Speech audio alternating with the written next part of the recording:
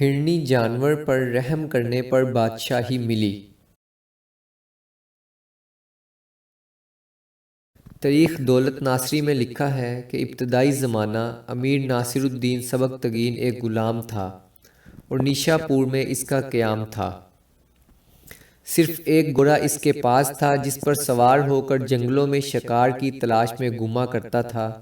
ایک دن شکار کی تلاش میں پھر رہا تھا کہ دور سے ایک ہرنی نظر آئی جو بچے کو ساتھ لیے چرنے میں مشغول تھی۔ اسے دیکھ کر اس نے ایڑ لگائی اور بچہ پکڑ کر شہر کی طرف چل پڑا۔ شہر کے قریب پہنچ کر اس نے جنگل کی طرف مڑ کر دیکھا تو حیران رہ گیا۔ بیچاری مامتا کی ماری ہرنی اپنے بچے کے پیچھے چلی آ رہی تھی۔ امیر سبکتگین کو یہ دیکھ کر ترس آ گیا۔ سوچا میرا تو اتنے سے بچے کے گوشت سے گزارا نہ ہوگا، البتہ اس کی ماں اس کے صدمے سے نڈھال ہو جائے گی، اس لیے بہتر یہ ہے کہ بچے کو چھوڑ دوں۔ چنانچہ بچے کے پاؤں کھول کر اسے آزاد کر دیا۔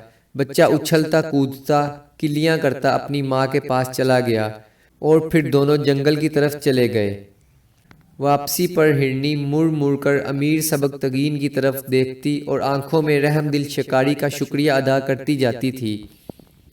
اس رات سبکتگین نے خواب دیکھا کہ حضرت رسالت مآب صلی اللہ علیہ وسلم فرماتے ہیں، سبکتگین اس کمزور ہرنی پر رحم کر کے تو نے ہمارا دل خوش کر دیا، تو ایک دن بہت بڑا بادشاہ بنے گا۔ جب بادشاہ بنے تو خدا تعالیٰ کے بندوں پر ایسی ہی شفقت کرنا تاکہ تیری سلطنت کو قیام و دوام حاصل ہو۔